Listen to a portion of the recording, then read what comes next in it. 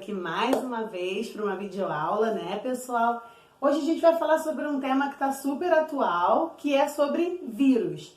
Vocês vão entender um pouquinho melhor sobre muitas coisas que estão acontecendo no nosso mundo e muitas coisas que acontecem dentro do corpo de vocês depois dessa aula aqui, tá? O quadro tá cheio, mas eu prometo que no final dela vocês vão ter entendido tudinho. Show de bola!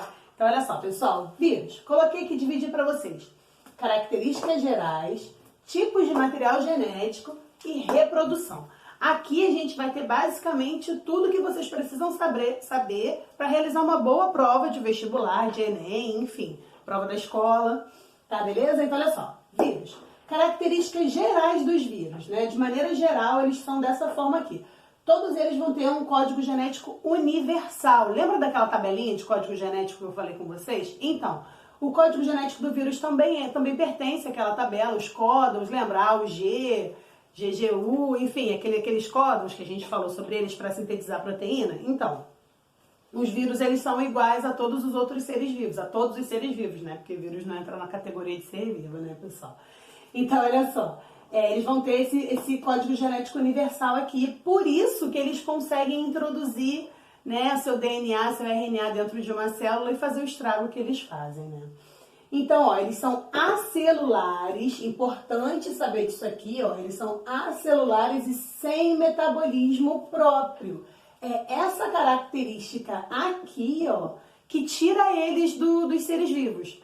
Eles não são seres vivos porque eles não possuem célula e porque eles também não possuem metabolismo próprio. Por conta disso, eles vão ser parasitas intracelulares obrigatórios. Então, para um vírus conseguir se reproduzir e realizar o seu metabolismo, ele precisa ser um parasita intracelular obrigatório. São resistentes a antibióticos, né, pessoal? Assim, para nível superior, para quem for cursar medicina ou fazer mesmo biologia no nível superior, vai ver lá na frente que existem alguns antibióticos que podem atingir alguns vírus. Mas a nível de ensino médio, para as provas de Enem, vestibular que vocês vão fazer, para o ensino médio, os vírus eles são resistentes a antibióticos. Tá? Antibiótico a nível de ensino médio só serve para bactéria. Mutações e recombinações gênicas é o que diz que os vírus conseguem evoluir. Existem vírus que conseguem mutar, né, e fazer recombinação genética ali, e isso faz deles seres que conseguem evoluir. Isso daqui, pessoal, seria uma forma da galera que defende que o vírus é um ser vivo, eles usam isso aqui para poder embasar a teoria deles, que como eles conseguem evoluir, então eles podem entrar na categoria de seres vivos, entendeu? Mas bate de frente com aquilo de não ter metabolismo próprio. Olha só, fora do corpo, fora de uma célula, tá? Eles são chamados de vírion. Quando a gente fala que o vírus vai morrer em 12 horas fora de uma célula, a gente está falando errado, tá, pessoal? Porque o que está fora da célula é um vírion. Isso seriam partículas virais, né? É o vírus fora da célula. Composição básica dos vírus, pessoal. Eles vão ter proteínas e ácidos nucleicos, basicamente. Alguns deles podem possuir um envelope. Esse envelope ele vai ser lipoproteico. Lembra lá da bicamada fosfolipídica da nossa membrana plasmática? Então, esse lipoproteico aqui, ó, vai ser o que vai enganar a membrana plasmática, porque os vírus, os que têm esse envelope, esse envelope ele tem a mesma constituição da membrana plasmática, que também é lipoproteica, e aí acaba enganando a nossa membrana. Eles vão ter um nucleocapsídeo. Esse nucleocapsídeo aqui é feito de capsômeros e ácidos nucleicos. Tá vendo aqui na imagem, pessoal? Isso aqui é um capsômero e dentro desse capsômero aqui estão os ácidos nucleicos. Tá vendo ali? Beleza, então. Ó, eles vão ter especificidade celular, é isso mesmo, é especificidade celular, através de glicoproteínas dos capsômeros.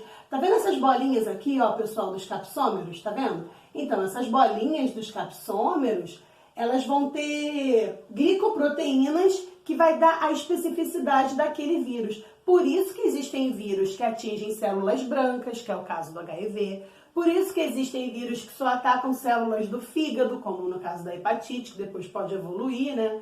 E aí a gente vai ver que existem vírus que são específicos de determinadas células. Por isso, por que eles são específicos de determinadas células? Por causa dessas glicoproteínas aqui, tá bom?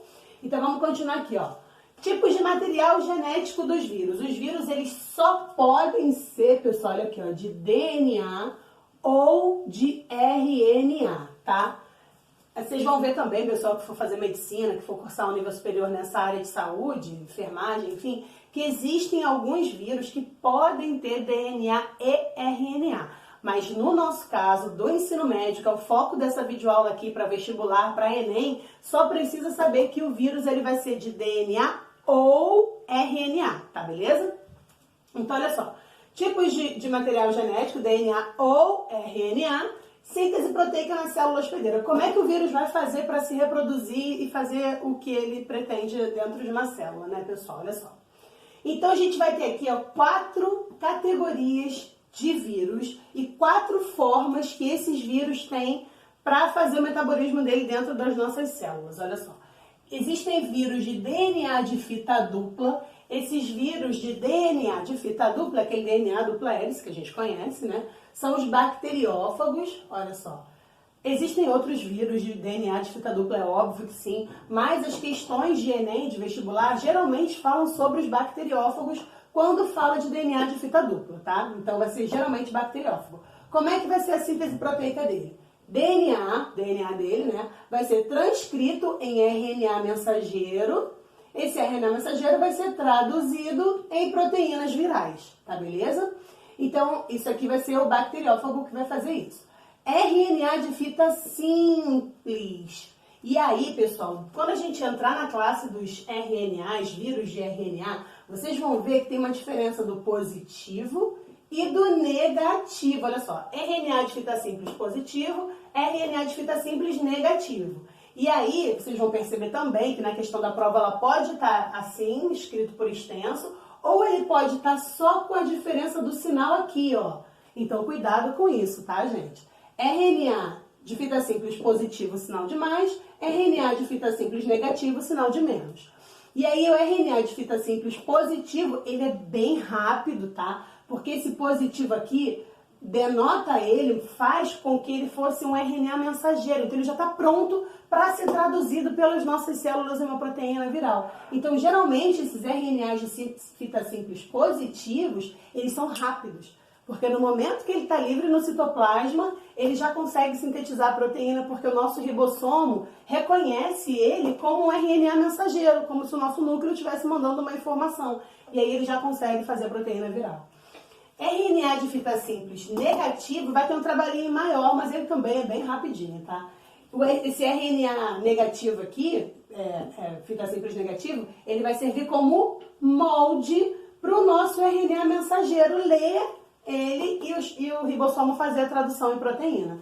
Então, olha só, o RNA de fita simples negativo vai ser o molde, que o RNA mensageiro vai ler e vai ser traduzido pelos ribossomos em proteínas virais, tá?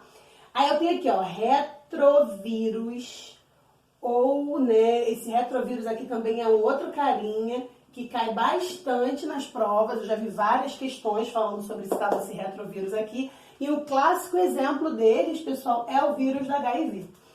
E aí, olha só, como é que ele vai sintetizar a proteína dentro de uma célula?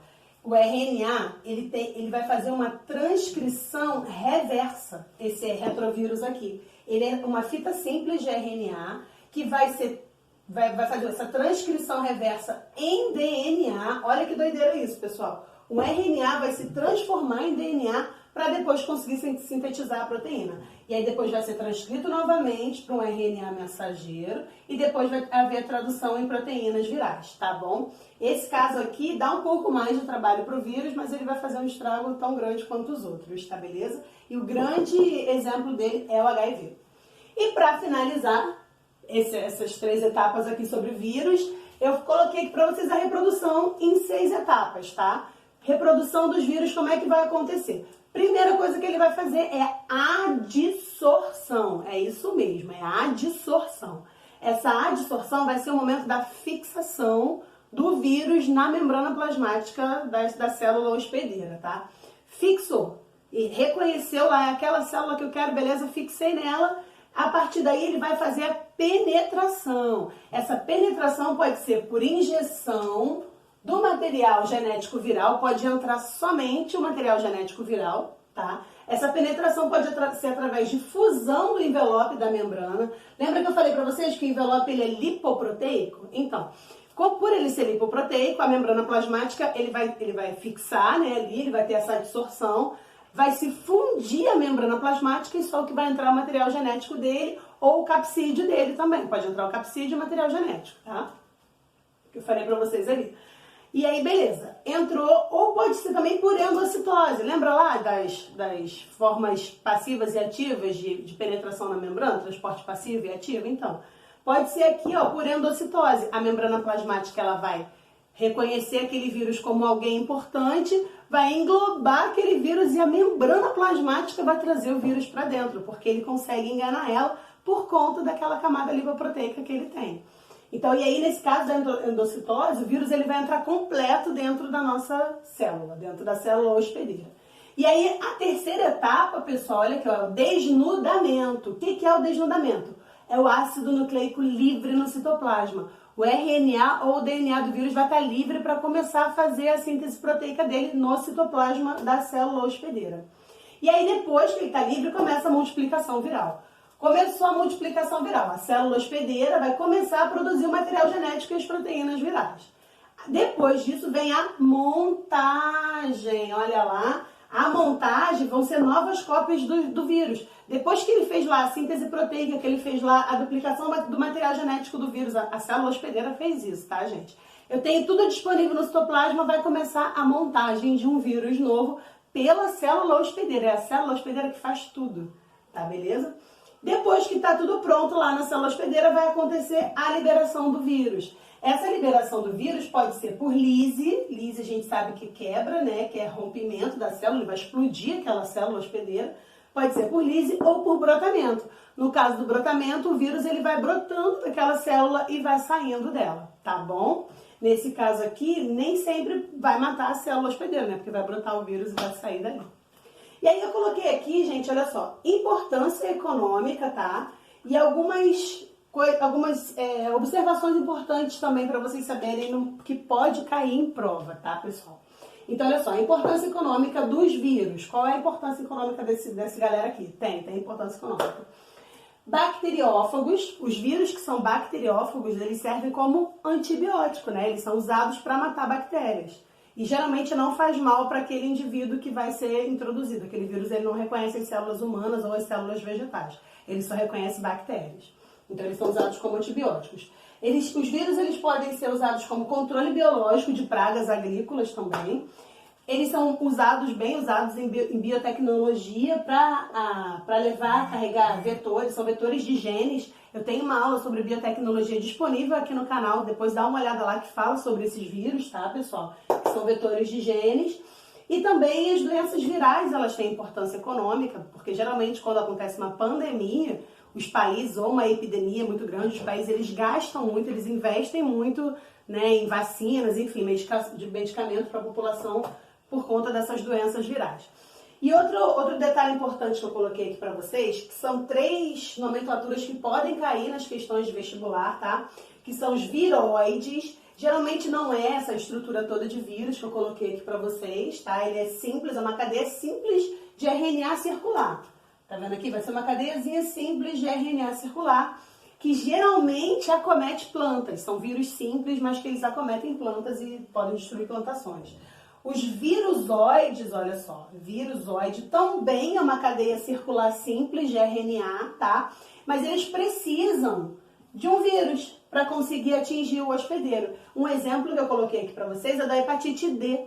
A hepatite D, pessoal, ele é um virusoide, porque ele precisa que a pessoa já esteja infectada com hepatite B para conseguir fazer a sua replicação viral ali dentro. Então, é um vírus que precisa de um outro vírus. É um vírus do vírus, digamos assim, né? Doido isso.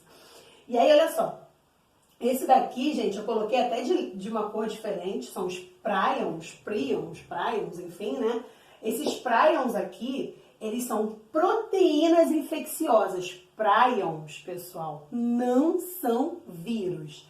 Por que eu coloquei isso aqui para vocês dentro da aula de vírus? Porque geralmente, nas questões de vestibular, nas questões de Enem, nas questões da escola também, esses prions aqui, eles podem vir para confundir vocês. Não é vírus. Isso daqui é uma proteína infecciosa. Essa proteína infecciosa, que ela é muito conhecida como a doença da vaca louca, geralmente acomete bovinos, tá? Com essa doença da vaca louca. É uma proteína que ela se divide, ela se multiplica, ela consegue se replicar em várias outras proteínas e ela acomete o cérebro. A vaca, ela começa a dar uns tiques, assim, você tá bem olhando ali, né, a vaquinha, tá vendo uma vaquinha bonitinha, paradinha, lá ruminando o seu pasto, daqui a pouco ela começa a dar uns tiques, assim, com o ombro, sabe? Começa a se tremer. Isso aí é a doença da vaca louca. Tu olha pra ela e fala assim, cara, essa vaca parece que tá louca. Por isso que tem esse nome, doença da vaca louca. E nos seres, e quando a vaca, quando o bovino ele é percebido com essa doença, pessoal, ele não pode ser comercializado, ele precisa ser abatido sem comercialização, porque passa para o ser humano. Já foi estudado que essa proteína, ela consegue resistir a altas temperaturas, ou seja, não adianta cozinhar, e ela consegue resistir a baixíssimas temperaturas, mesmo congelada. A proteína está lá intacta, ela não desnatura com facilidade. Se o ser humano comer essa vaca, esse boi contaminado com essa proteína, pega na pessoa. Essa proteína começa a se dividir no corpo do ser humano e também acomete o cérebro. No momento que acomete o cérebro nos humanos, nessa doença, é chamado de encefalopatia espongiforme.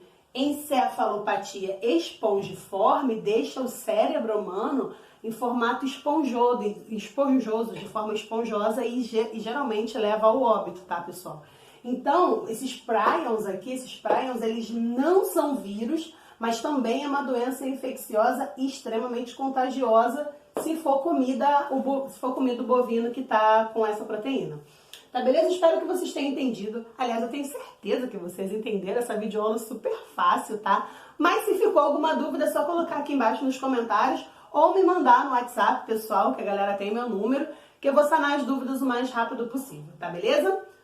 Beijo grande pra vocês, fiquem todos com Deus e tchau, tchau!